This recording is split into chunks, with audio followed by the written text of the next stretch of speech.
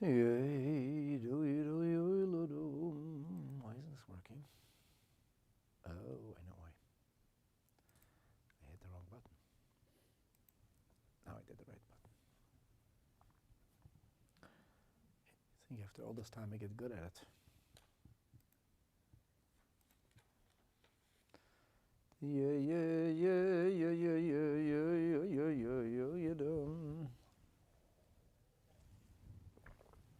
Okay.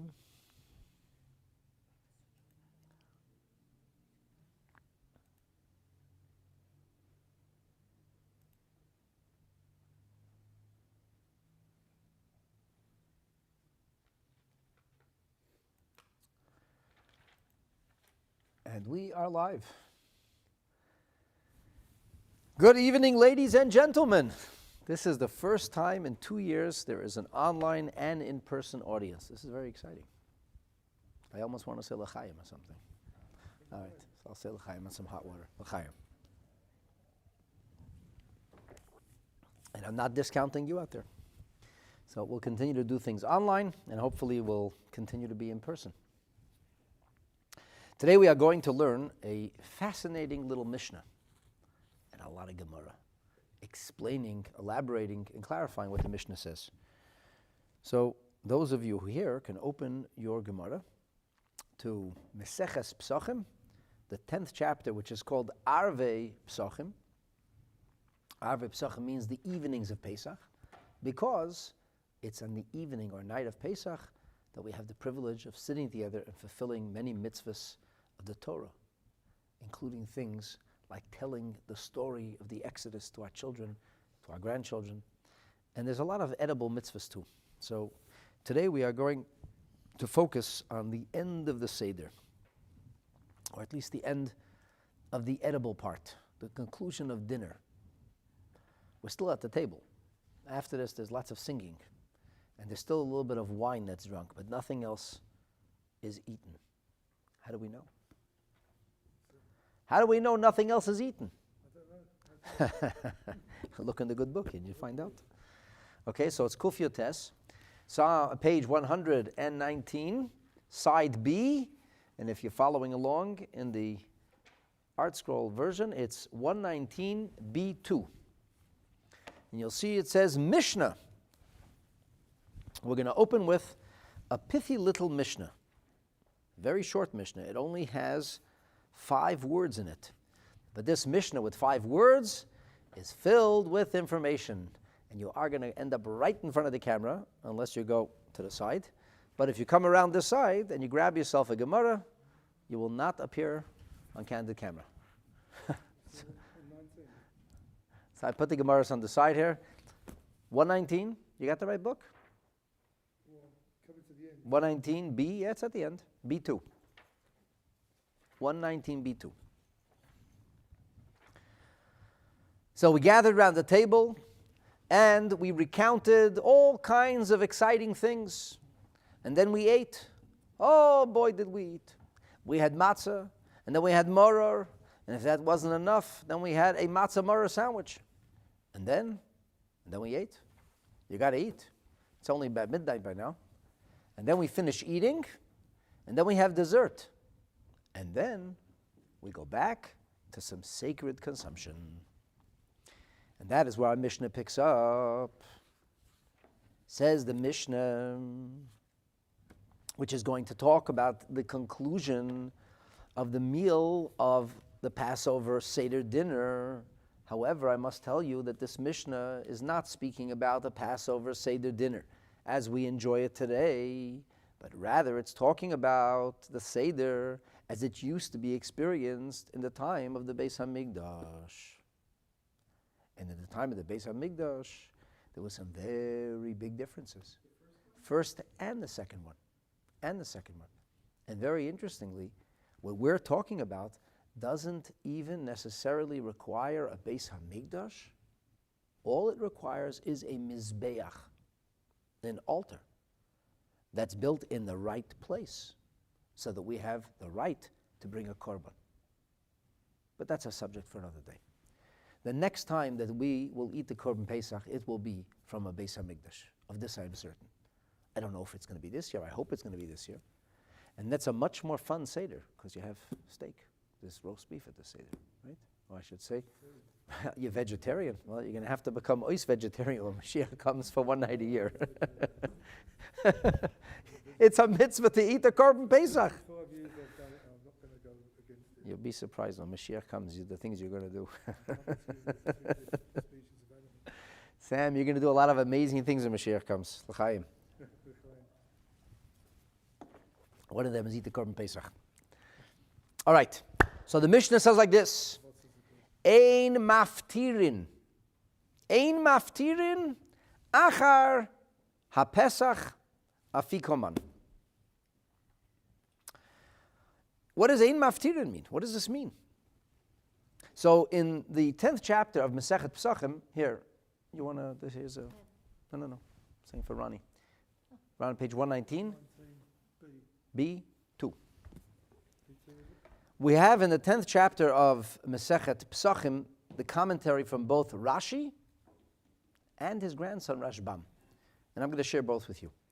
So Rashi says, what does this mean, Maftirin? What is maftir? It's a word that many people are familiar with because there's something called the Haftorah in the Shul on Shabbat Kodesh and on fast days, but that's not what we're talking about here. It's not a reading. Maftirin, the reason we call that reading a Haftorah is not different from the reason in this Mishnah. We're just not talking about a reading here. Maftirin, Rashi says, is Lashon haniftar mechaveroi, one who takes leave of his companion. To take leave of a companion is to be niftar. To take leave of a people forever, meaning until Mashiach comes, is also to be niftar. Yeah, but that's not what we're talking about here. And it means to leave. So when a person leaves life behind, that's called niftar. He's left the table, so to speak. He's no longer in the program. But if we were sitting around the same table, and then we would take leave of each other, that means it will be the end of the meal, or the end of the get-together. So it concludes. So we took leave of each other. I thought the person died. Nobody died, no. When you take leave, okay. Well, sometimes when a person takes leave, he doesn't come back. But that's not necessarily not what we're talking about here. The word in Hebrew, the origin of the word means to bid farewell. Say goodbye. To say goodbye. People could say goodbye for the last time, or they could say goodbye till tomorrow. So when this class is over, we'll be niftar from each other. Not dying, hopefully. We're just going to say goodbye, and we'll see each other on Shabbos and Shalom, right? So Rashi says, niftarin min asuda, here we are taking leave of the meal. The Seder is not just about food. This is a big surprise to some people. This itself, this shocks the people. It's not just about food? No. There's a lot about food, but it's not just about food. It's also about food. But there's a food portion of the Seder that comes to an end, and after the portion of the Seder that comes to an end called the food part, there's a singing part. After Tzofon comes Hallel, Beirach, we have to do Berchat Hamazon, so that's chanting and singing, and then there's Nirtza, Hallel and Nirtza. We sing Hashem's praises, and we find grace in Hashem's eyes. We climax with the cry of next year in Jerusalem, and in many, many communities, there is a custom to sing all kinds of beautiful ballads and poems and songs until the wee hours of the morning. If you're not singing, then you'll be talking. And the Gemara tells stories about the sages who were discussing Yetzias Mitzrayim all night long at the Seder table. That's how it's supposed to be. But we're talking about leaving the meal, the dinner behind. So that's the meaning of Ein Maftirin. You don't take leave Achar HaPesach. You don't take leave after the Korban Pesach. Pesach is the name of a holiday. Pesach is also the name of a Korban. The first time the word Pesach shows up, it's in reference to an offering, a Korban brought in the Beis HaMikdash. So we say, Ein Maftirin, we don't take leave, Achar HaPesach, after the Pesach, we don't take leave of the meal with an Afikoman. The question is, how do we end this? How do we end it? My father told me a story. The first time he spoke publicly, He was a boy. He was like 15 or 16 years old. In those days, he used to walk. Even the kids would walk to different shuls and speak words of Chassidus, especially on the Yom Tov. It's called Ta'alucha, something that the Rebbe started in the early 40s. My father's a very good speaker. It's the first time he spoke. He's 15 years old. And he reviewed something, and he walked and he spoke. And then he finished his point, and he said it again, because nobody taught him how to end. How do you end a speech? So he told me, he said it once. He repeated himself a second time. He didn't know what to do. Some people say it sounds like, some people say, I'm still learning this, but anyway. Then he told me, he don't know how to bail, he don't know how to end. So he said, Rabbi say, they didn't teach me how to finish. So I'm finishing. Right? He had to end. The question, what do you end with? That's the question. How do you end? How do you end the meal? How do you end a meal? That's not the meal. That's how you end the singing part. How do you end dinner? You have dessert. Why do you have dessert? It's nice. It's nice. You finish the meal, you leave the table with a nice sweet taste in your mouth. And you know, the Gemara says, Ravcha lebesumi milsa. For sweet things, there's always a little room. Isn't dessert part of the dinner? That is an excellent question, which is discussed in the Shulchan Aruch with regard to a second bracha on dessert. Do you make an extra bracha or not? That's a good question. It's not simple. It's not simple. The question is if you always have dessert or rarely, almost never have dessert. My father told me that he was at a wedding. My father told me he was at a wedding, and he noticed there was, this many years ago, the famous posek of halachot, the great posek of the 20th century, post-war Jewish world. Rav Moshe Feinstein is sitting there, and he's eating dessert. And my father was watching out of the corner of his eye to see if Rav Moshe was going to make a bracha on the dessert or not, because there's a big question about this. Rav Moshe notices my father watching, and he says, it's not going to help you to watch what I'm going to do, because I'm from Europe and we have different customs. Because it follows whatever is customary for people. So, at any rate, most people end the meal with dessert.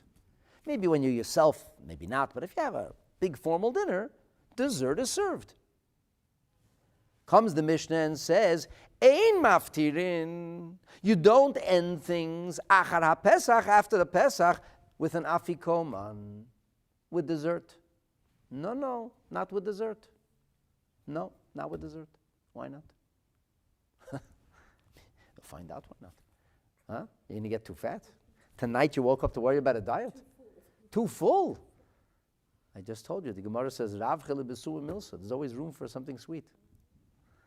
Right? So what's going on here? Okay, we don't know. First thing is we know at least what we're talking about. So now we know what? What is the Mishnah? This 5-word Mishnah. Ein Maftirin. We don't say goodbye. It was nice having you meal. We don't finish the meal. Achar ha-Pesach, after Pesach, with an Afikoman. Now I know what you're thinking. You think an Afikoman is? Tell me the truth. When I say the word Afikoman, what do you think of? Matzah, exactly. So what's going on over here? You don't finish the meal with matzah? I thought we do finish the meal with matzah. I could hear you saying, good, hold that thought. We're going to get to it. What you and I call Afikoman is not what the Gemara refers to right now. And there's a fascinating question of how we end up calling matzah dessert. Because you know, kids look for the Afikoman. They look for it because you promised to get them to get something for it. That's what they're looking for it, not because the Afikoman itself is that exciting. Right? They would look for chocolate. They wouldn't look for an Afikoman. So why do we call it a dessert? The last thing you would call matzah is dessert. Of course they look for it because you promised to give them something for it. So this is what the Gemara is, this is what the Mishnah is saying. Ein Maftirin. You don't take leave. Achar Pesach, after the Korban Pesach, with dessert, with an Afikoman. Let's take a look in Rashbam. By the way, this is printed. If you look in the small print. New book. Yeah, if you're under 40, you should be able to read it. You look in Rashbam, otherwise if reading glasses will help you. That it says over there, Rashbam says, Masnis in the Mishnah Maftirin. He says almost verbatim as Rashi. He says, Loshan hanifter mechaveri. The language is such that you would use to describe somebody taking leave of his or her friend. Kiloimar That is to say, kisheniftarin min haseuda, when you take leave of the meal, ein mesayim enoisa bi'afikoman, we don't finish it with an afikoman. Now, I gave you the sneak peek. I told you afikoman means dessert. But here the Mishnah simply says, ba'afikoman. We don't finish with an afikoman tonight. Of course we do. But the Mishnah is saying we don't finish with an afikoman. What's an afikoman?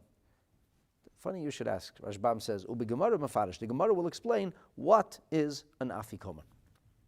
Okay, so now we begin to analyze the words of the Mishnah. Have any questions, Doc?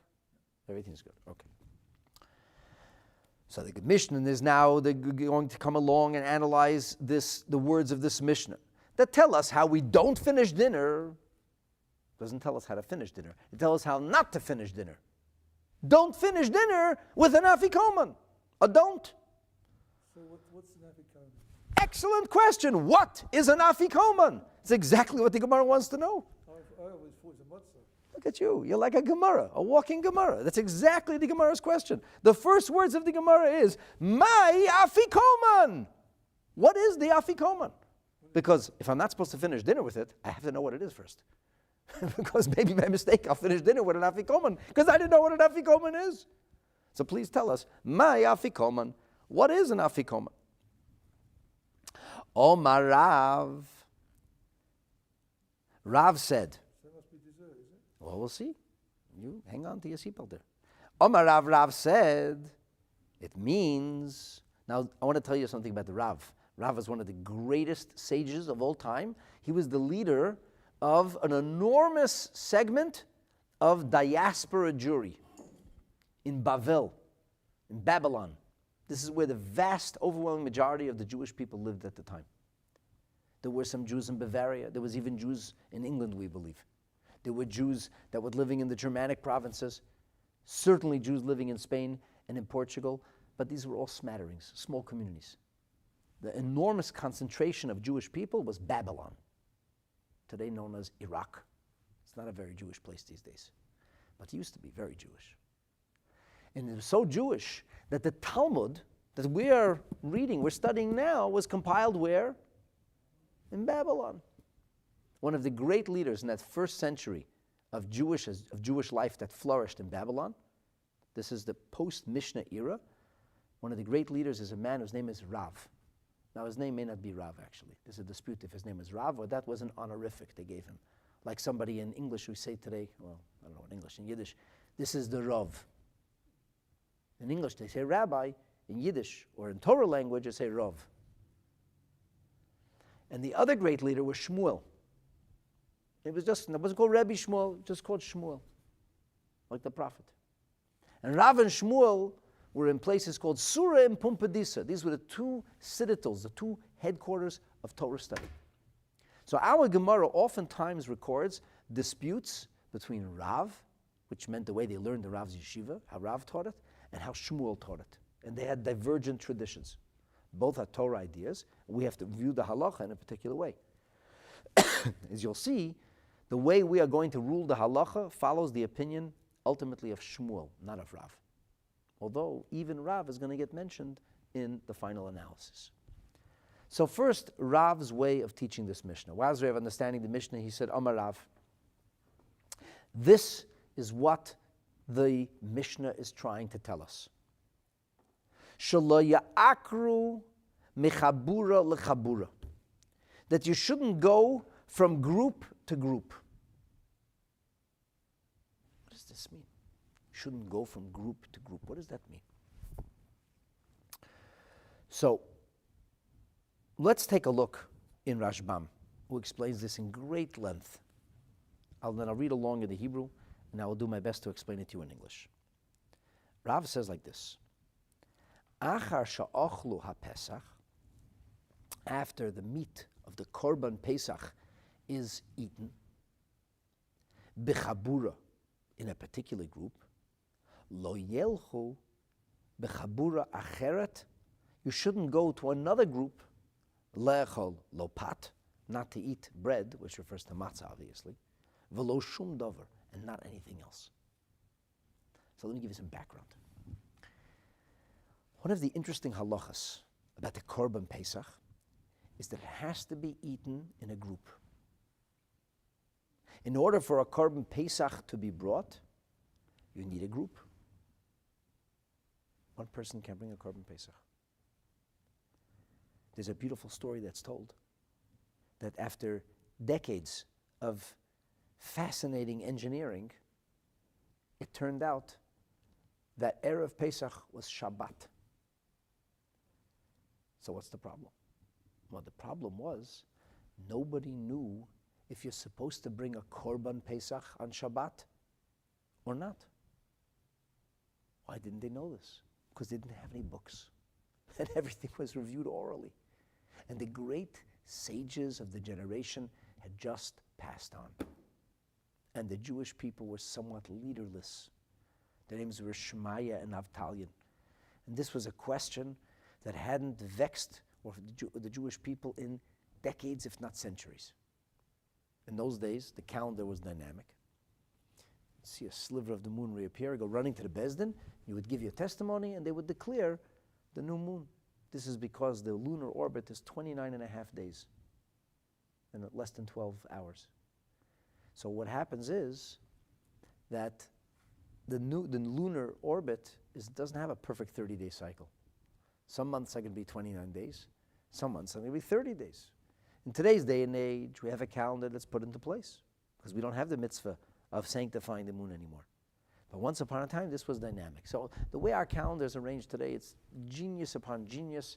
And one of the things that never happens, or there are many things that never happen, many things that are organized in a particular way. One of the things we don't worry about anymore is having Erev Pesach on Shabbat. In fact, we had it last year. Why? Because unfortunately, we're not bringing a Korban Pesach anyway. It wasn't even something they thought about anymore. But here was a situation where they prevented this from happening for many, many years, and nobody knew what to do. The question is this. A public offering is brought on Shabbat. That's called in Hebrew a Korban Tzibur. A private offering is never brought on Shabbat. On Shabbat, you're not allowed to kill an animal. You're not allowed to dismember it. You can't do all the things you do. You can't burn something on Shabbat. Only a public offering. And here was the question. How do we view the Korban Pesach? Is it a public offering or is it a private offering? It's not brought on behalf of the nation of Israel. It's brought on behalf of individuals. At that time, there was a dark horse, a man named Hillel. Nobody knew who he was. He was a brilliant Torah scholar, but very humble. He was 40 years old. He came from Babylon. He emigrated to Israel. He didn't speak the language. He didn't serve in the IDF. He was a nobody in the society. You know, it was like a nobody. He was invisible. And nobody appreciated him. And he was so poor, he didn't have money. He had to pay a tax to come into the yeshiva to learn. He didn't have any money.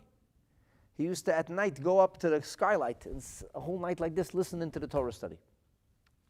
Many amazing stories about Hillel. The bottom line is, Hillel got up and he said, it's obvious. He said, on one hand, it's a Korban Yochid, because if you're not included in the Korban Pesach can't be brought. However, he said, if one person brings a Korban Pesach, you can't bring the Korban either. You have to have many people. And he said, if you won't bring a Korban Pesach today, then when will you bring it? And this is the meaning of the Mishnah. Imein anili. If I'm not part of the Korban, mili, then who will be part of a Korban for me? Uchshani la'atzmi. If I'm alone, can I bring a Korban by myself? No. Vimlo achshav. And if I don't bring it now, Erev Pesach, ematai, when will I bring the Korban Pesach? And that's when Hillel became the great Torah leader. He rose on the wings of the Korban Pesach. And his family later had the Nisiyut, the dynastic leadership of the Jewish people that was almost like monarchy. Man Malki, there was no, they saw there wouldn't be another monarchy anymore. David HaMelech's descendants would not rise till Mashiach would come. They said, okay, Hillel is maternally descended from David HaMelech. He will be our regent. He will be our monarch. He didn't have a scepter. He didn't have an army. He didn't have a legislative body. All he had was the power of his spiritual charisma and his authority by virtue of his Torah. And the vast majority of the Jewish people followed every word he said, not because he could enforce it, but because he was a Rebbe. So he was like our king. So it was, that's where the phrase gets coined, Rabban. Rabban is Rebbe and Nasi. Nasi is like a president, like a quasi-political leader, but he wasn't political. Okay. So here's how it goes.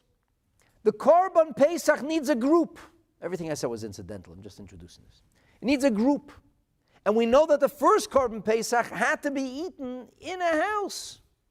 You couldn't leave the house because there was a big bad angel sweeping the streets outside. You could get finished, if you weren't in your house. So when we have a Korban Pesach, as the Gemara told us several pages back, we have to make sure we're eating bechabura. And that means like this. You have an area that's designated, say this room. Say we'd have a large family, a nuclear family, or maybe a number of small families that got together and say, we will have the Seder together in unison. Incidentally, this is still the case till today. They have public Seders, or a few families get together. This is from the days of the Beis HaMikdash like this. And once you start eating the Korban Pesach, you're not allowed to leave. You got to eat the Korban Pesach in your area, and it actually was like demarcation. And it's a violation of Torah to take the Korban Pesach outside of this area. It's got to be in that area of scrimmage. And everybody eats in his chabura. What happens if you take a Korban Pesach and you keep munching and you walk across the hall to the next group? You did an Avera, you did a sin. You're not allowed to do that. So the Gemara tells us, Rav understood this. Ein Maftirin means, Achar Pesach, you can't take leave of the meal. Afikoman means, my Afikoman, he means, Afikoman means not a food you eat, but Afikoman means a behavior. Shalayakru mechabura lechabura, you shouldn't go from one group to the next. Going back to Rashbam, Acha sha'ochla Pesach b'chabura, after you eat the Korban Pesach in a group together, la yelchu b'chabura acheres lahachil le'pasvel l'shum dover, don't go eat anything else. But why can't I eat anything else? You're not allowed to eat the Korban Pesach somewhere else. I could eat something else. I could have some Italian ices. Nice. Something nice, something sweet, something cool. What's wrong with that? The answer is, you're right. In theory, you could. However, our rabbi said don't. Because if you walk to another room, another home, another building, another area, and you're going to have ices, the next thing you'll know, you'll be eating steak. Because you get used to the idea, you could eat something somewhere else. Dilma, Osi, Lemecha Lesa Pesach, B'shnei Mekomis. Maybe you'll eat the Korban Pesach in two places. Because if you think, I can eat here and I can eat there, so one year or one day it'll be whatever it might be, and the next day it'll be the Korban Pesach. And that's a big sin. You're not allowed to do that. And because it's a big sin, we have all kinds of extra decrees, things which are put in place to make sure we never make that mistake. Lots of people laugh at all these things. Say, I have to make this fence and that fence, as if something's going to happen. But they're very careful with every single restriction from COVID. 67 restrictions away, 67 steps of what might happen. They're very careful. And I'm not saying you can't be very careful. But don't laugh at people who are careful about Torah mitzvahs. Because for us, eating a Korban Pesach in two places is as bad as getting a spiritual case of COVID. It's nicht gut. You could expiate spiritually. It would be a terrible thing for you. Va'anan, he says, Stoma Reb Yehuda b'keitzat soil. So there's actually a machlekes between Reb Yehuda and Reb Shimon about this. And Rashbam says, we follow the Stam Mishnah, the Mishnah without the specific name attached to it, and that's the opinion of Reb Yehuda. And we believe that the Pesach is not allowed to be eaten in two chaburas. The Pesach can be divided into groups, but cannot be eaten in two groups, which means, suppose we have two very large groups, and they speak different languages and have a different syntax, and we had to fuse them together because an animal, you know a lot of people to eat an animal. An ounce of meat, you get a lot of ounces out of that little sheep or goat. So we said, you know what? The Portuguese part of the family is going to go to that side, and they'll tell the story in Portuguese. And the French side of the family will go to the other side. And they divided the Korban Pesach. Each one took their portion of meat, and that's it. That you could do. But once you make the division, and you start the Seder, you're going to eat the Korban Pesach? No, then you can't mix. That's over. So you can divide a Korban Pesach. You cannot mix going from one group to the next group. And there's a lot to say about it, but this is not the place for it. This is a fascinating halacha. It doesn't apply today. Today you can go from one Seder to the next. That's not the issue. But what does apply in the time of the Beis Hamikdash was that the Korban Pesach couldn't be eaten in two places.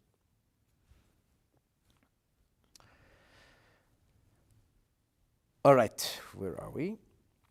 V'hach milsa derav ukmeosom b'shas achila. This is a question, an issue, a concern at the time of dinner, at the time when food's being eaten. Because food and food can easily be mixed up and confused. Once dinner is over, the kitchen is closed. No more food is being served. So what are we still doing at the table? Oh, now we're singing. He says, you want to sing with the Portuguese Jews? You think they sing nicer? No problem. You go to the Portuguese side. So you can move out of your group once dinner's done. But you can't move out of your group until dinner is done. Because if you move out of your group before dinner is done, and you eat something somewhere else, next thing we know, you're eating a Korban Pesach somewhere else.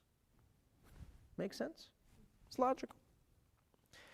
You can go loimer halala with the chabura cheres. Loikopid elalecha. The issue is eating. Bebeis mekaymis. We have a question here from Skippy's YouTube. Are you allowed to add extra flavor to the korban, or is it eaten after it's cooked with no extra spices? It's an excellent question, Skippy. So first of all, let me tell you a little secret. Like pepper. You can't cook a Korban Pesach. You can only roast it. But yes, you can season it. You can season the Korban Pesach, but you can only roast it, and it has to be fire roasted. And because of that, you can't even use a metal spit. You have to use a special kind of dry wood, so that if it's wet wood, maybe the juices of the wood might heat up, and that will be like a form of cooking. So they used a special pomegranate branch, which was dry, which enabled the meat to be roasted on fire. And this itself is a fascinating issue as to why Hashem wanted it that way and why it is the way, but let's not get into a divergence. All right? So Skippy, don't you worry. When Mashiach comes, you can have your pepper. All right. So the point here is eating.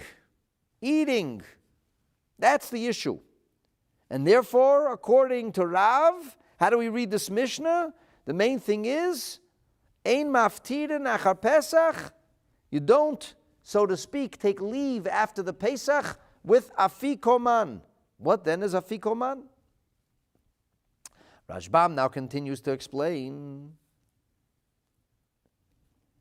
And he says, you shouldn't think it means that you can't eat the Afikoman in two places, or the Korban Pesach in two places. That would be self-understood.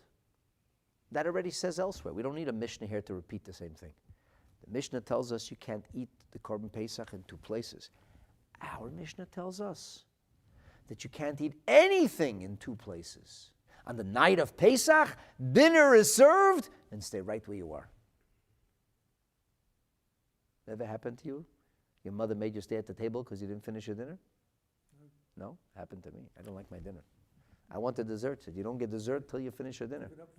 I was sitting at that table forever. I didn't like chicken. Anyway, so dinner, you can't go away for dinner. Now, what is the meaning of Afikoman? Because it's funny. The Gemara asked, my Afikoman? And what is the Gemara's answer? Amar Rav says, Shalom Yakru, you shouldn't go mechabura lechabura. You don't answer the question. The question is, what is an Afikoman? He didn't answer the question. He told us the halacha, he explained the Mishnah. So Rashbam explains, Ula Rav hochi mashmalei. Afikoman is a conjunctive word. We have a lot of conjunctive words in Torah literature. Like shalashudus, people who speak Yiddish, they say shalashudus. What is shalashudus? What is it? Shalosh seudot. Say it fast 10 times. It's shalashudus.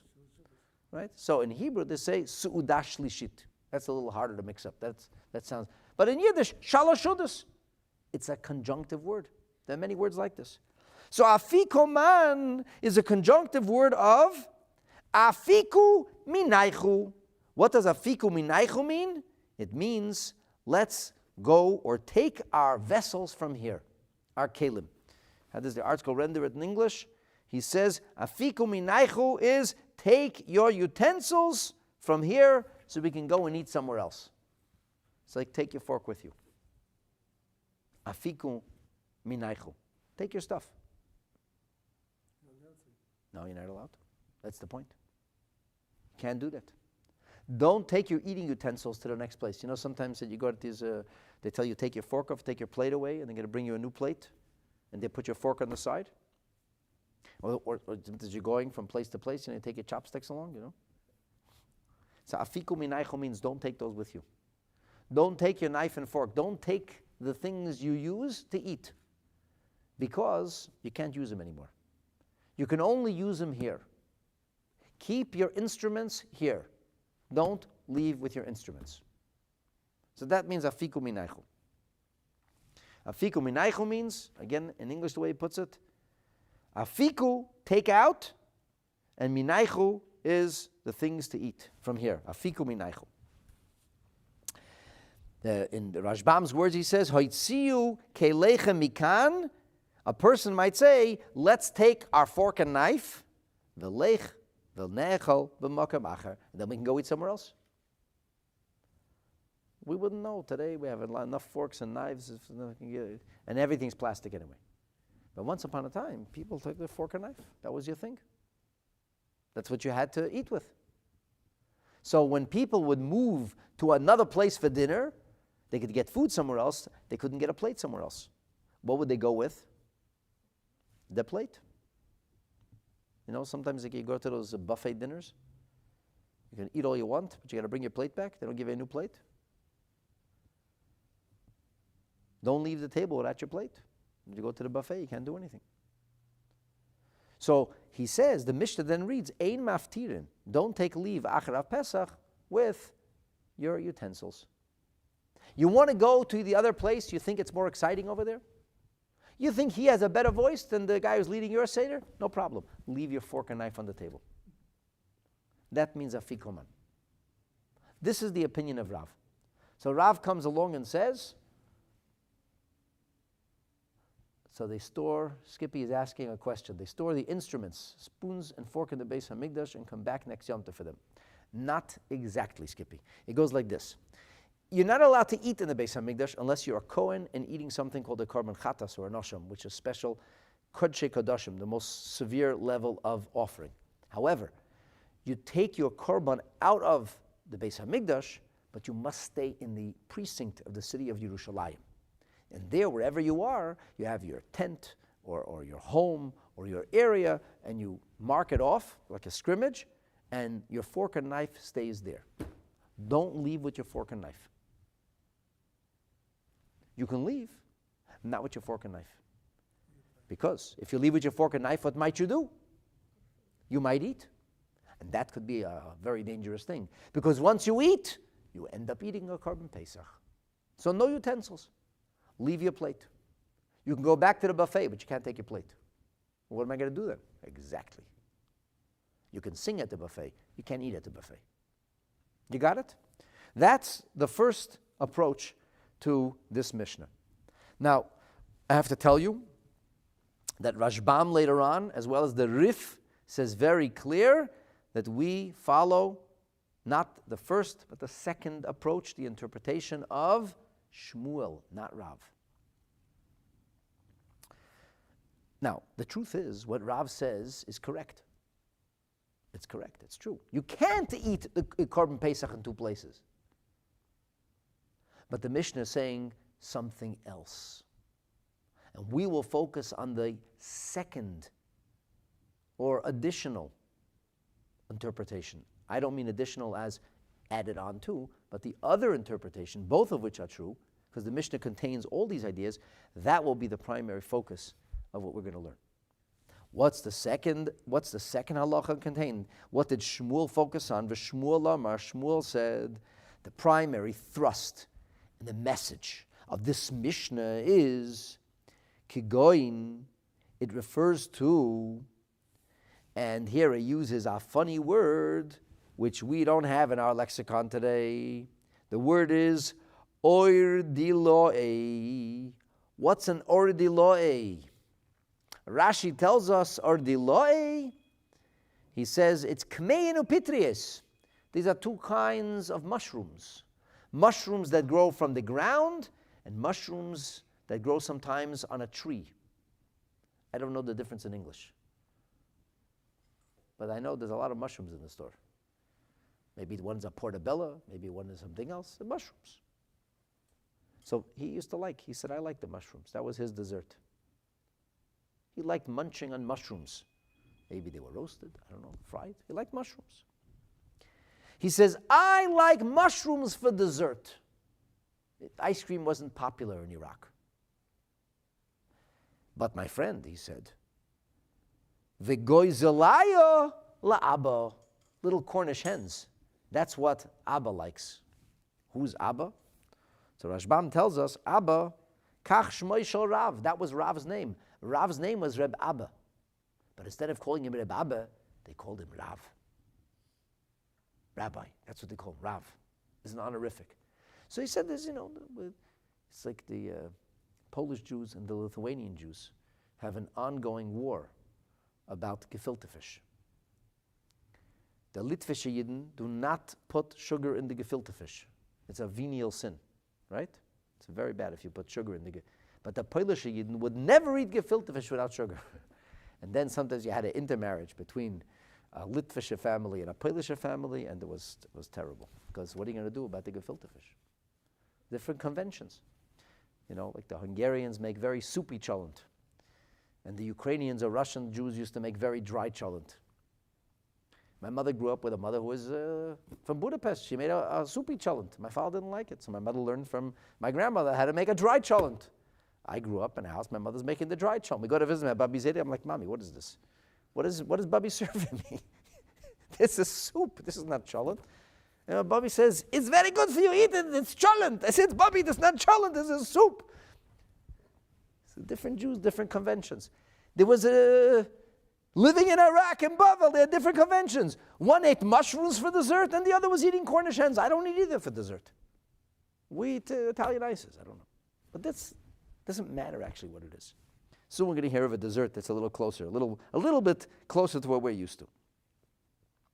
So he says, in other words, Rav said, Afikoman is not a thing, it's a behavior. The behavior, leave your things on the table. That's Afikoman. Don't take your things. Afikoman is take the knife and fork back to the buffet. He said, don't do that. Not after the Korban Pesach. Once the Korban Pesach comes along, don't you dare touch your utensils. Don't say Afikoman, I'm taking him to get more.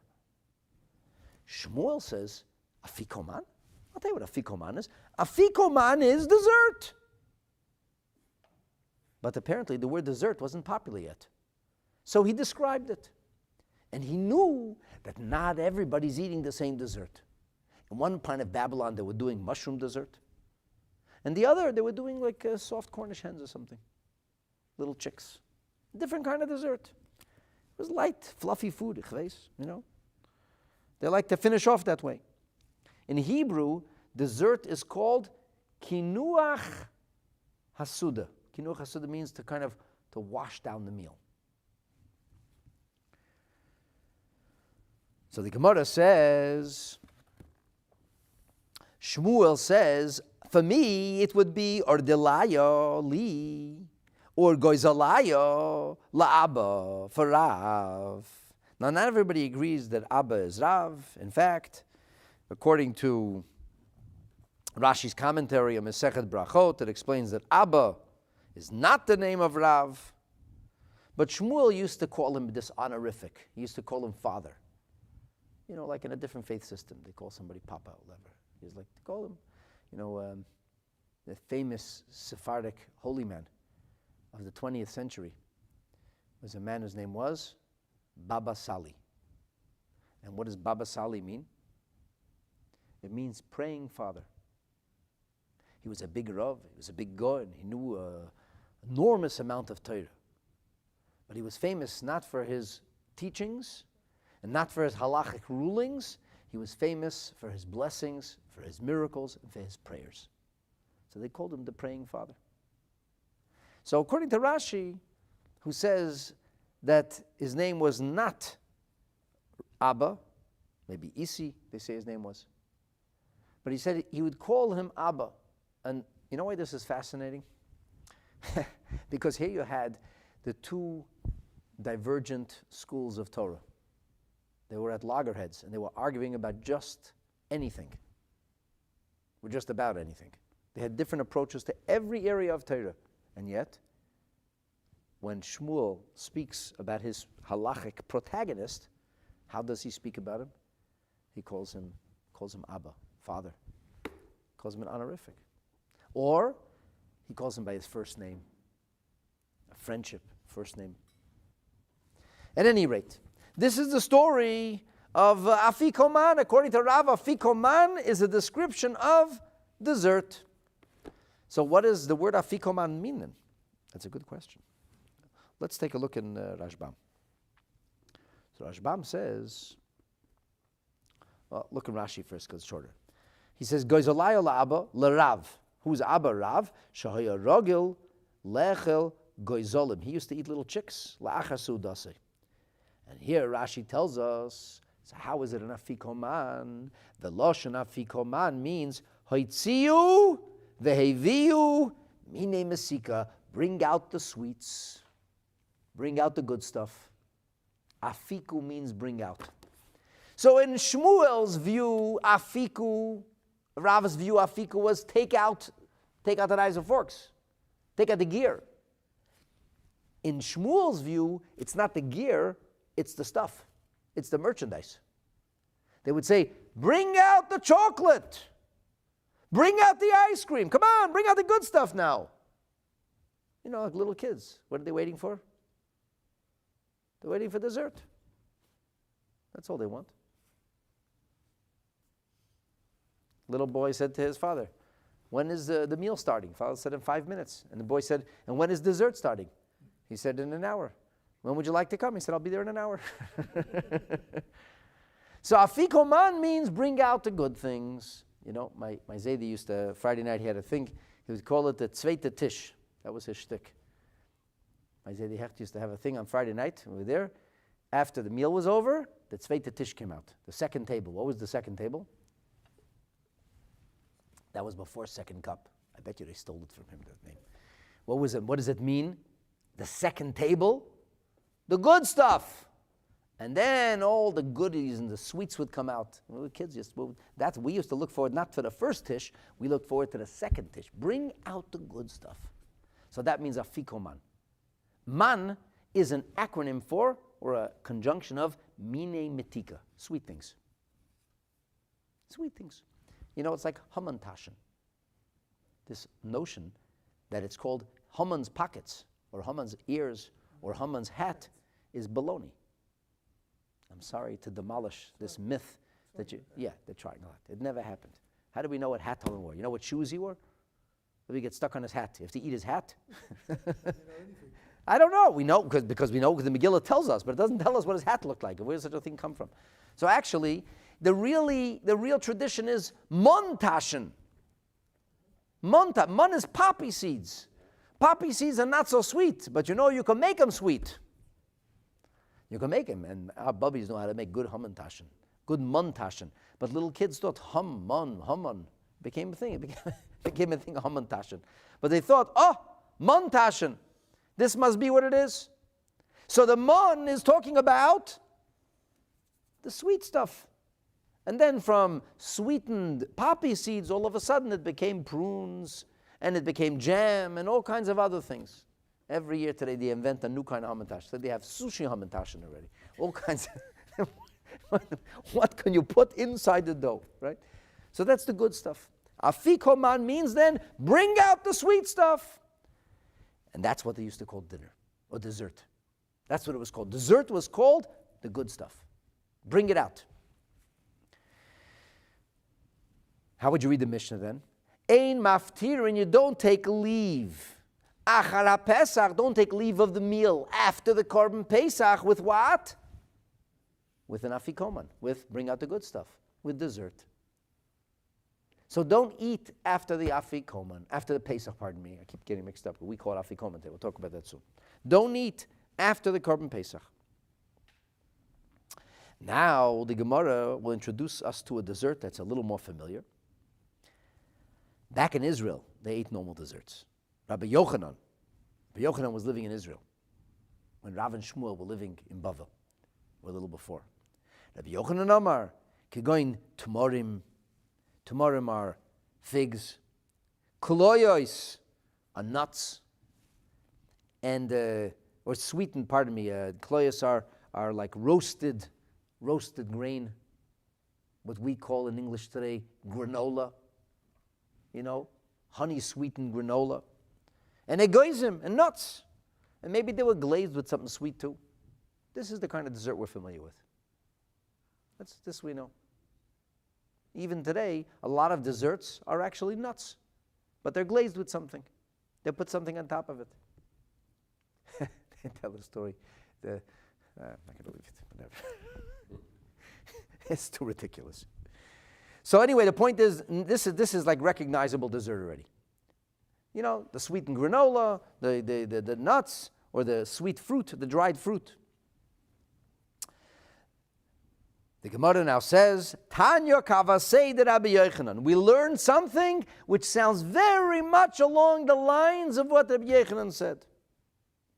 Rabbi Yochanan said, Ein Maftirin achar ha-Pesach.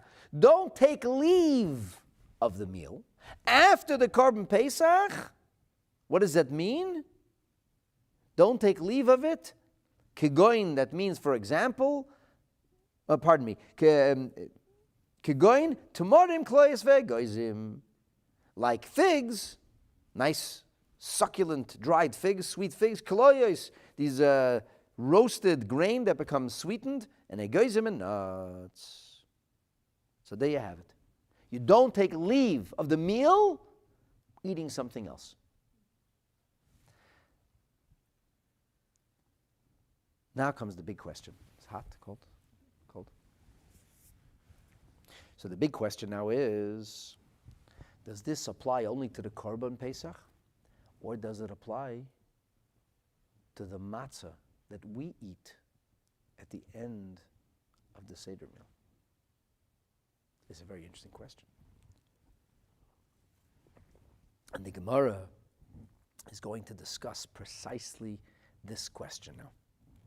Is this applicable only in the time of the Beis HaMikdash, or does this Mishnah have a message for exilic Jews too? Now,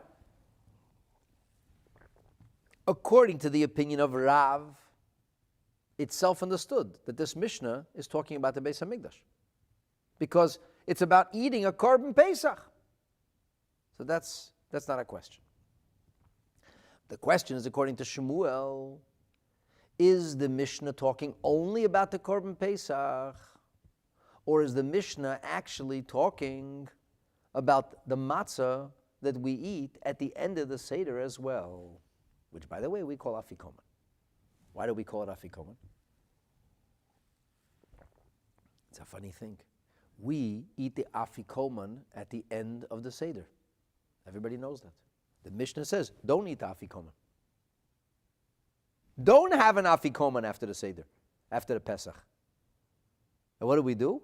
We have an Afikoman. We do have an Afikoman. No, the adults too. Yeah? Oh yeah. I thought it was a kids thing. Yeah, Sam, you got to come here to the public Seder. The kids that find it, they have the Afikoman. Listen, parents came up with creative ways to keep kids awake, because it's a mitzvah to tell the children the story of the Exodus. So they sent him looking for the Afikoman because they had to keep him awake. And sometimes it gets a little boring. So this way. My son's been eating the Afikoman for many years. And actually, you were supposed to eat the Afikoman. See, I'm glad you came tonight. Yeah, I'm glad I came. Won't do anymore. So here's something very interesting. In the Levush, which is the codes that were written after the Torah, this is like the Shulchan Aruch, but it's not the Shulchan Aruch. It's a codification of halacha that follows the system The same system that the Shulchan Aruch employed, which is the system created by Rabbi Yaakov Balaturim. In Siman Tov Ayin Ches, which is chapter 478 of Orach Chaim, the Levush says, the Levush doesn't call it Orach Chaim, he calls it Levush Achur. So he says like this. He says, first of all, he offers us a new interpretation of the word Maftirin, different than Rashi and Rashbam. Rashi and Rashbam interpreted Maftirin as taking leave, like niftar. He says Maftirin means psichas pe ledibur, opening your mouth to speak. And where do you see that in the scripture? He says in the 22nd Psalm, it says, Yaftiru b'sofa, they open their mouths. Yaftiru. So the word Yaftiru means to open. And it's brought in elsewhere. This is similar to the expression of Peter Rechem, the child who opens the mother's womb, the firstborn child, who opens the birthing canal for the first time, is a firstborn because he's Peter, because he opens. So it means to open. Then he says, the Torah Levush says, another way is nifter mechaveirei, like taking leave of a friend. So you're leaving the meal. And he says the point is this. We don't, so to speak, open ourselves or take leave of something else after the Korban Pesach. Don't open your mouth. Ein maftirin, don't open your mouth. Not to speak, to eat. Don't eat anything. That's what it means. Or don't take leave of the meal after the Pesach. Nothing else. And he says, what is Afikoman? He says, Afikoman is a conjunction of Afikumini. Bring out the goods. And this would be the meaning of the Mishnah, the way the Levush reads the Mishnah. Ein poschim pihem. We don't open our mouths after eating, as if to say, Afikulanu mina mesika, bring us the sweet stuff now. Open your mouth. Come on, bring me the good stuff. Say, Mom, close your mouth. Don't open your mouth to say that. Don't open your mouth to eat. Don't say, I want to have the dessert. Now, of course, the big question is, why are we calling the matzah, which we eat at the end of the Seder, why are we calling that an Afikoman? Especially because in the language of the Alter Rebbe, in Siman Tov Ayin Zayin of Orach Chaim, the Alter Rebbe says in chapter 477, subsection 3, he says, Tzorech lechel kazay yezeh, you have to eat this last ounce of matzah. La'achar gemar kol asudu, and you finish the whole meal, k'moy ha-pesach, like the Korban Pesach. V'lo yochel achar of shum meichel, don't eat anything afterwards. I'm giving you the sneak preview, because really the Gemara didn't talk about this yet. And Alter Rebbe says, Kizayit zeh, this ounce of matzah that we eat at the end, Nikra is called Afikoman. It's called an Afikoman. Why is it called Afikoman? Alter Rebbe doesn't say. So the Levush offers a fascinating insight. The Levush says like this. He says, Onu korim hamatzah Afikoman al shem, by virtue or in name, as if b'mokem haperis, it's in the place of dessert. Usually when the meal ends, dessert is served. Here, what do you serve? Matzah. You got to be kidding. This is dessert? Tonight it's dessert. In the place of dessert. Well, why would you call it dessert? The Levush says an incredible thing. Va'agav chavivut the mitzvah, because we cherish a mitzvah. Shahu chaviva aleinu, it is cherished upon us. Kipedes misukim, just like everybody loves dessert. Everybody loves the sweet stuff. Everybody loves a mitzvah. Or they're supposed to, at least. You're supposed to cherish the mitzvah. It's to be dear to you.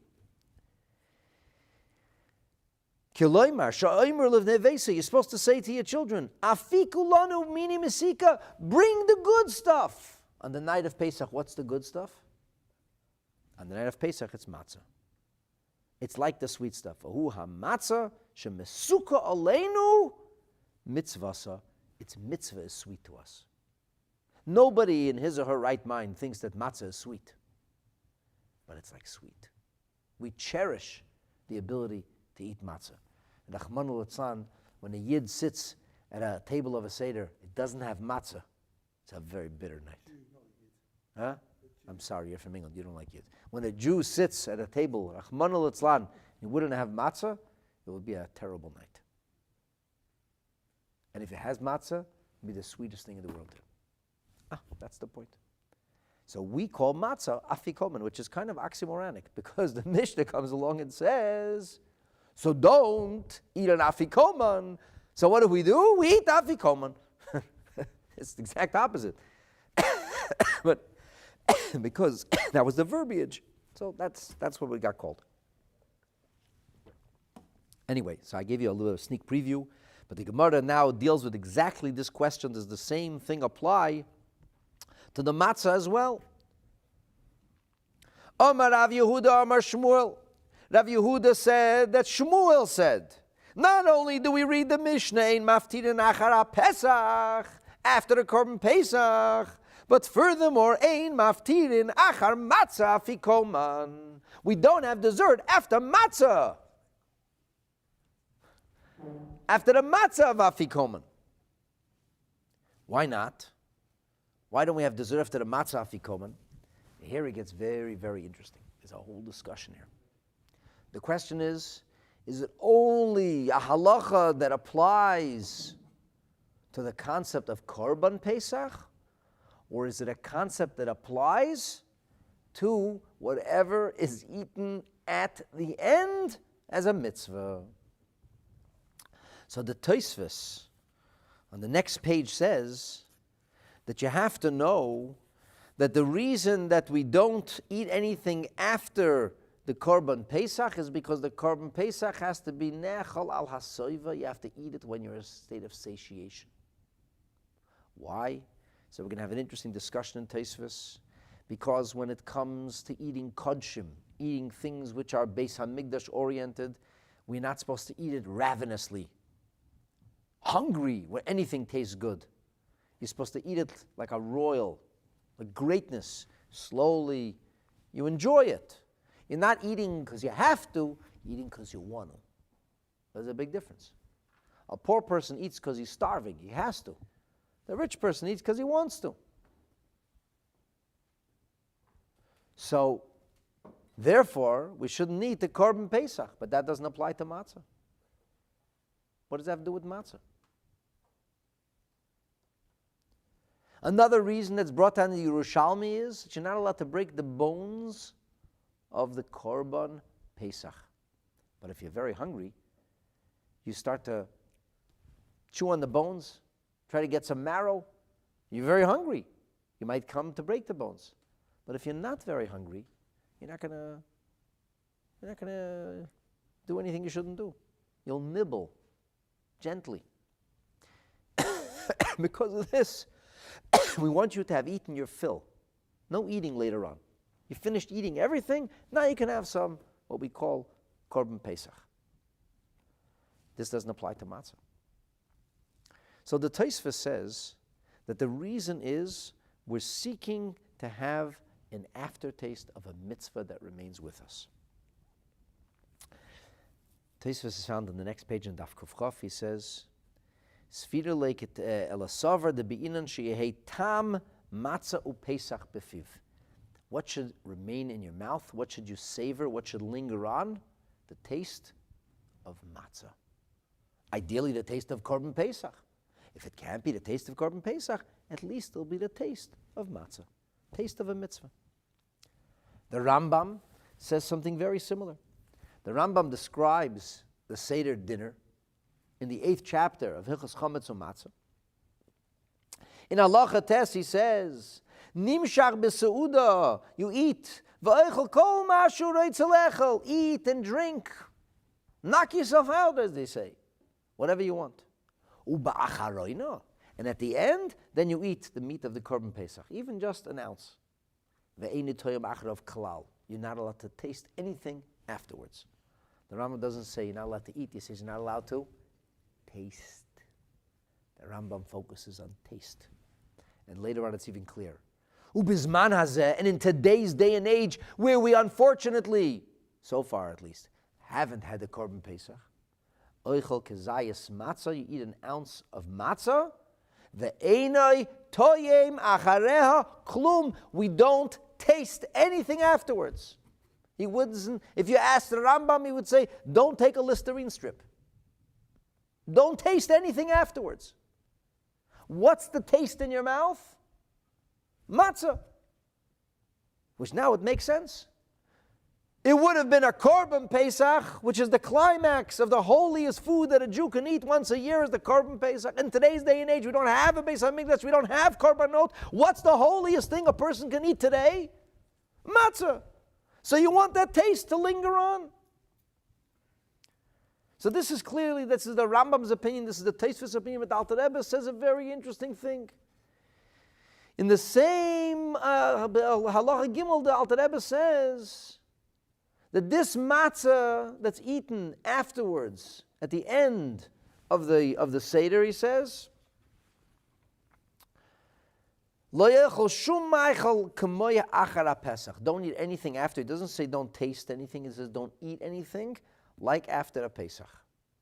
The Alter Rebbe seems to focus not on the taste, but rather the idea that if a Korban Pesach should be treated a certain way, if this is going to be in lieu of the Korban Pesach, you have to treat it the same way you treat the Korban Pesach. So the Alter Rebbe says, lo yoichal, you don't eat. You don't eat. Kamay achara Pesach. And this kezayis is called an Afikoman. So the point then is, we could look at this and say, you don't eat after the Korban Pesach because you want to taste the mitzvah in your mouth, like Tosfos is saying, or Rambam is saying. Or the first opinion of Tosfos is because the Korban Pesach, he says, can't be eaten. Now the Gemara itself is going to have a dispute here, whether this does apply to matzah or doesn't apply to matzah. And some would argue that the dispute is precisely that. Is it about the Korban Pesach, or is it about the taste of a mitzvah? This is the issue. But the Alter Rebbe seems to believe that the reason that we shouldn't eat anything after the matzah is because the matzah should be treated like a Korban Pesach. So therefore, the last thing we eat, the thing we stay with, is whatever we would have stayed with in the time of the Beis HaMikdash. If this is in lieu of the Korban Pesach, then you don't eat afterwards.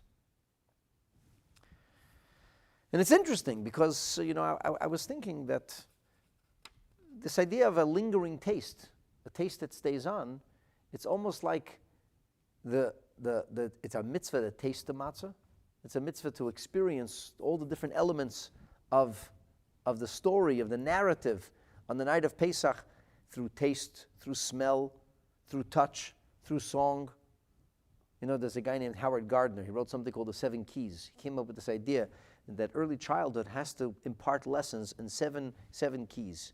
Every lesson has to be taught in 7 different ways. He says, because some children learn through music, and some children learn through drama, and some children, they learn through stories, and some children they learn like irregular learning, different ways. So he says his curriculum is about 7 keys.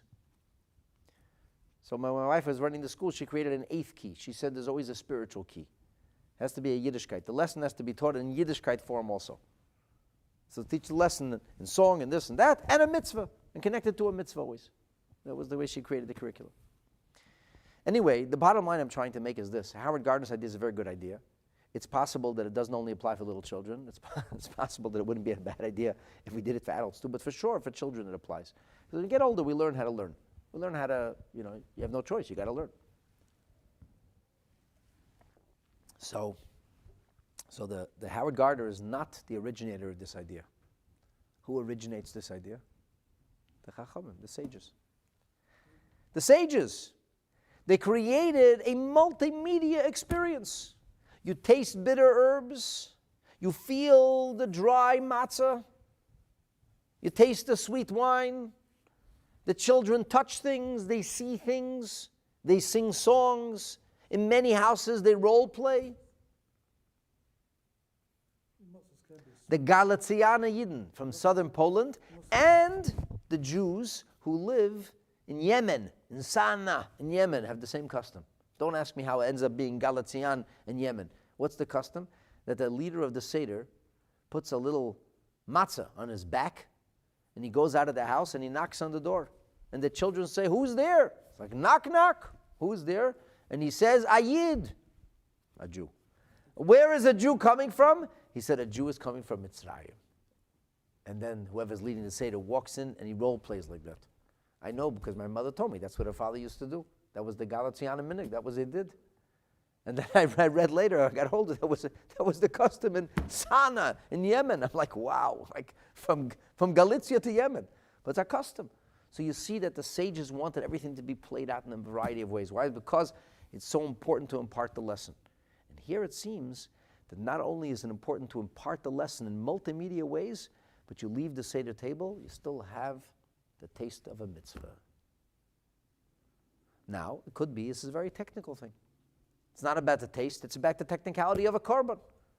And at least when we're eating a korban, Afikoman matzah, because we're eating it in the image of the original Korban Pesach, so therefore we're going to continue to treat it in the same fashion. And when Mashiach will come, we'll know what to do with a Korban Pesach, because we've been practicing with matzah. Anyway, so that's the Tosfos. On the next page, the Gemara says like this.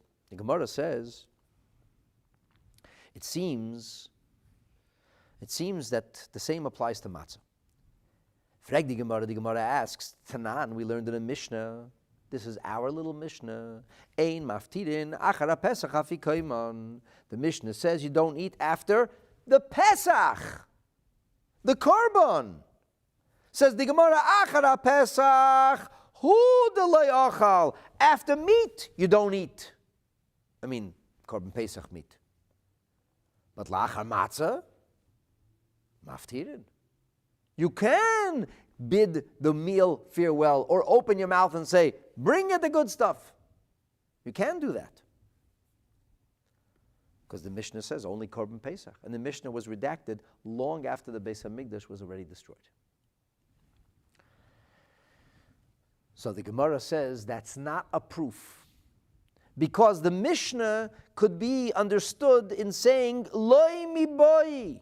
Loi mi boi means it goes without saying. You don't even have to say. Loi mi boi ka'amar. The Mishnah is saying you don't have to say. Loi mi boi achar matzah. The loi nofish tamayu. Not only after the matzah, whose taste is not very pungent or strong. The taste of matzah fades very quickly. The nofish tamayu, that it has a very profound and strong taste. It's one of the reasons you wait 6 hours after eating meat, because the taste of meat stays in your mouth. It's like it's oily. You still taste the steak 3 hours later, maybe 6 hours later, up to 6 hours. So we would say, so you drink a little water, it's not like you don't taste the steak anymore. The matzah you forgot about. A good glass of wine, the matzah is gone. But the steak, you're not going to wash it down with that.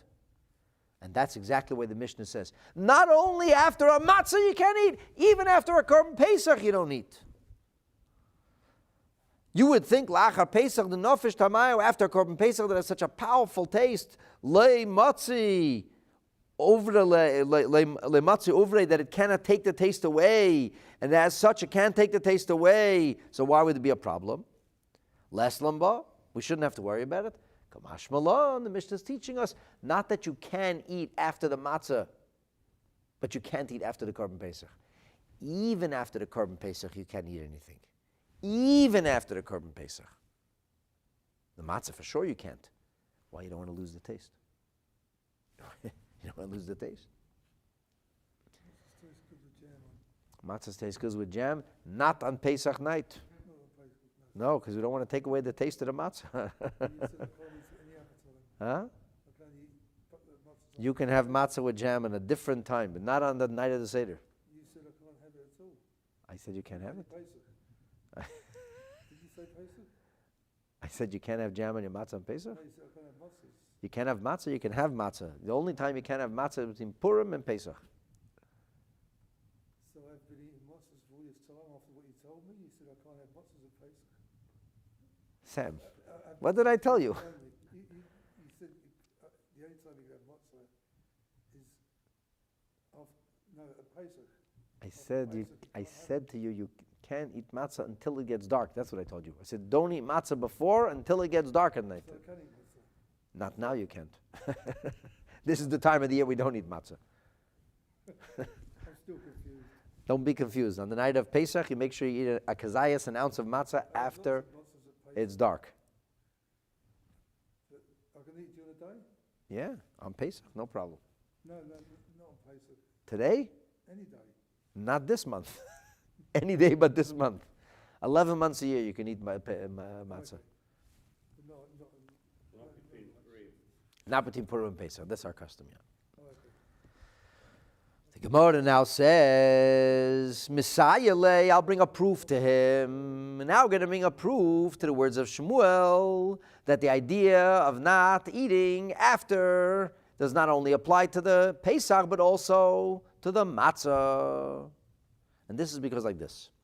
On the night of Pesach, there's many forms of matzah which are permitted in theory for one to eat, but you cannot fulfill the mitzvah of matzah. What does that mean? Matzah is one of the 5 grains that's mixed with an alkaline-based liquid, most commonly water. And what happens is, when alkaline comes in contact with a chemical called Amy B. Lacey, it triggers a reaction. The reaction in Hebrew is called chimutz. In English, we call this a process of rising or fermentation. And what you would call the symptoms of chimutz is when little air pockets start to appear. So first, the alkaline melts the flour. The particles of flour, they melt.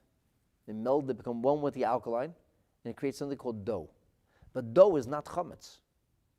How does it become chametz? That has to be left to rise. If it's left to its own devices, it can rise. By the way, what happens if you beat up the dough constantly? Keep smacking it down. It doesn't rise.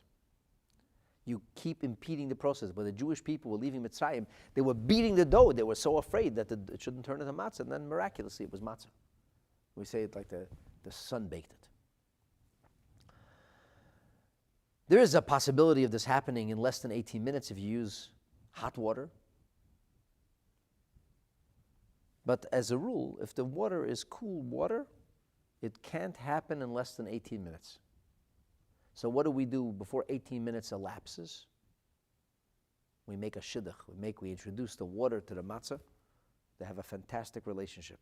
Like glue, they get along. And they melt together. But then they have if you don't bake them fast, they can become toxic. On Pesach, that is. So we have to knead it, roll it, make holes in it, and get it into the oven before 18 minutes elapses. By the way, most matzahs are baked probably between 5 or 6 minutes. Very quickly. So what happens after you bake it? When you bake the matzah, the chemical is dead. You kill the chemical through intense heat. And it cannot rise again. Pun intended. It never rises. Once it's dead, it doesn't rise. There is another way to temporarily kill the process, and that is through freezing. That's why some people think if you freeze people, you can wake them up in 100 years, they'll be alive. Nobody's ever done it, but it's like a science fiction kind of thing. It works for dough. It doesn't work for people. What happens is you freeze it, it stays exactly where it is. It thaws, it expands, becomes chametz.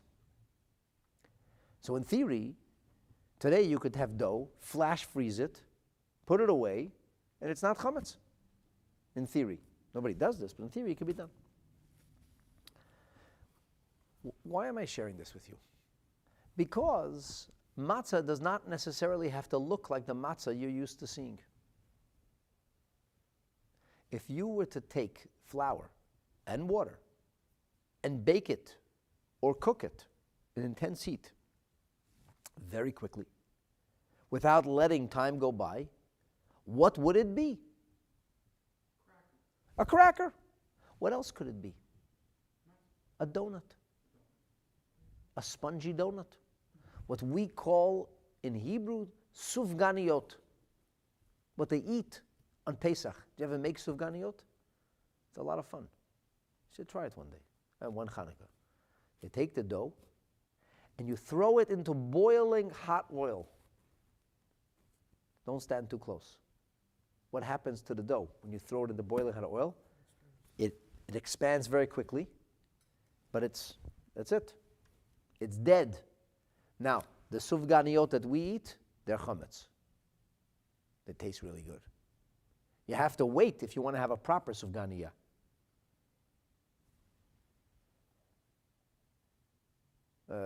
Skippy Zalman. You can't have matzah as a custom, but for 30 days before Purim and Pesach. And no, you don't have shmura matzah. You don't have any matzah from now until after Pesach, and then you can eat shmura matzah a whole year long until next Purim. Anyway, back to our sufganiyot. So what would happen if a person would make sufganiyot on Pesach? We don't do it, by the way. We don't do anything on Pesach like this because we're afraid, something it could be left behind, that it got taken care of. But in theory, if you made a sufganiyah on Pesach, what would happen? It would be a kosher for Passover sufganiyah. What would happen if you make an omelet, like a pancake on Pesach? You mix the flour and water and throw it onto the flame, throw it onto the fire. A flat bread. Sometimes they have these very, very thin like wafers, thin, soft wafers. So you could eat those on Pesach, at least in theory.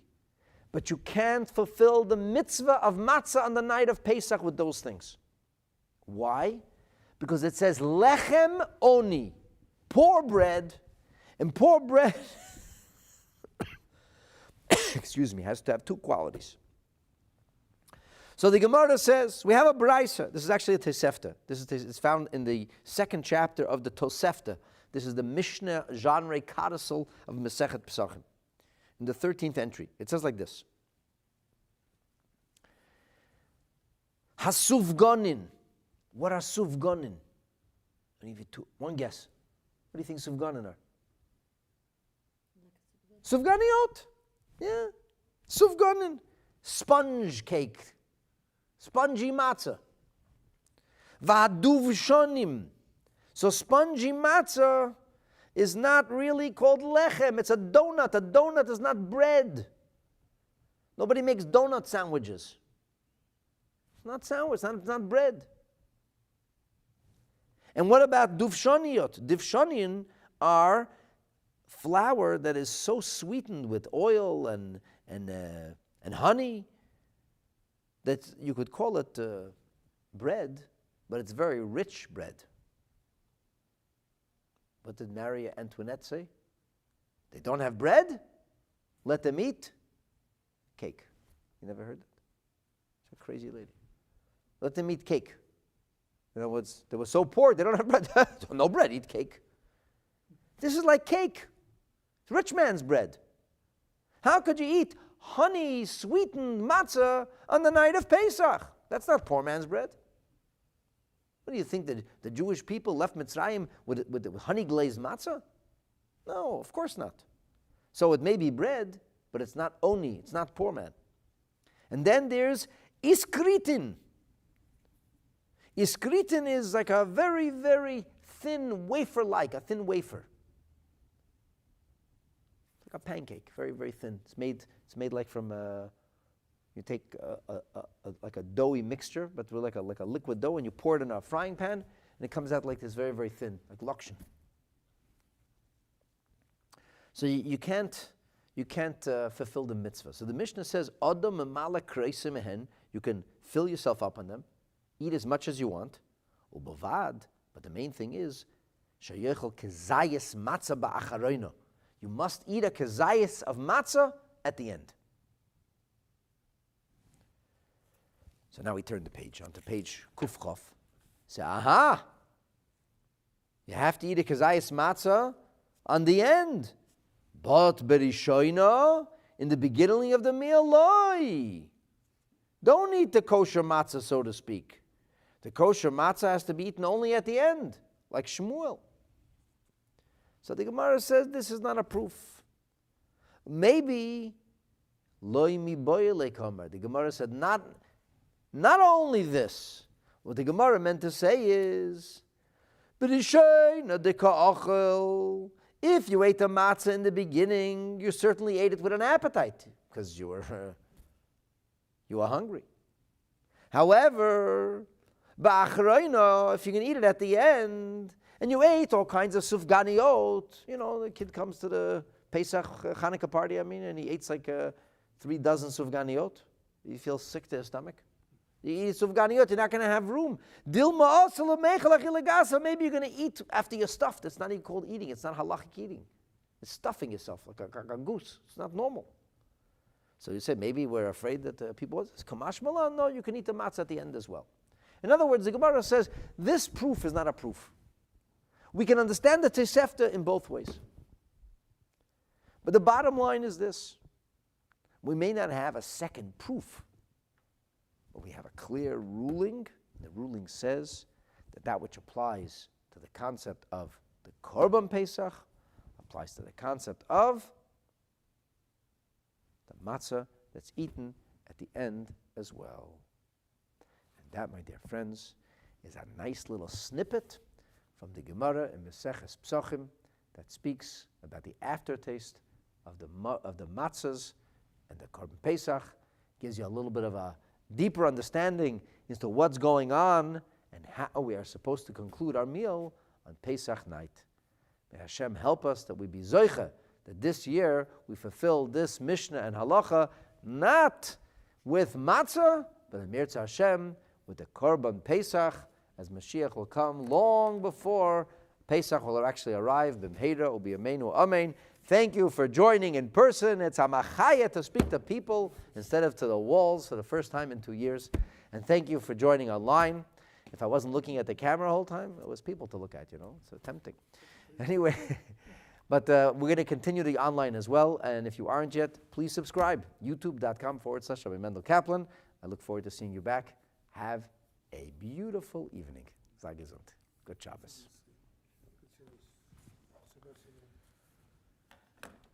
So we'll say Afikoman. Goodbye. That's the end. Say goodbye. It was interesting.